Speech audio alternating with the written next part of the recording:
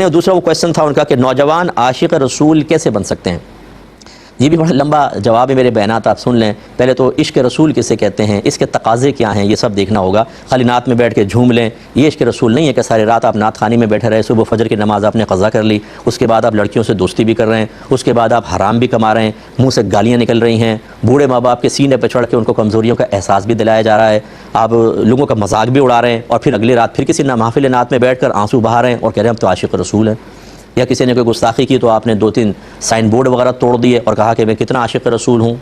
ये मोहब्बत रसूल की एक अलामत तो कही जा सकती है, बोर्ड तोड़ना नहीं, गुस्सा आना, गुस्ताखी के ऊपर गुस्सा आना कही जा सकती है, लेकिन क्या ये इश्क रसूल की हतमी दलील है? क्या यही अलामात हैं उस शाक़ान रसूल की, और क्या इसके बाद बस काफ़ी है तकाज़ा इश्क रसूल और कुछ भी नहीं है?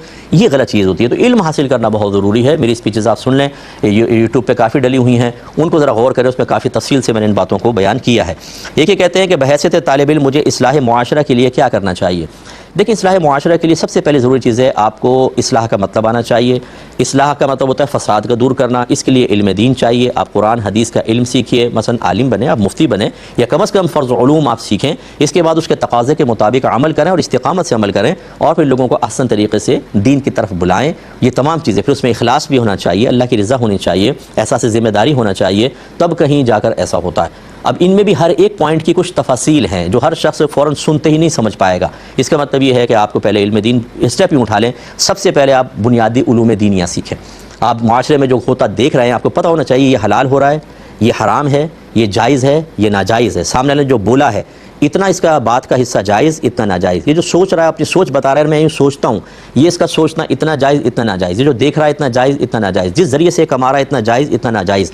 घर के अंदर एक बाप अगर अपने बच्चों को और बीवी को फजर की नमाज में सोता छोड़ दे, ये जायज़ कर रहा है कि नाजायज़। जब तक इन चीज़ों की मारिफत आपको नहीं होगी, ये फसादात आपको नहीं पता होंगे, तो इस्लाह कैसे करेंगे आप? इसलिए सबसे पहला स्टेप है इल्म दीन का सीखना।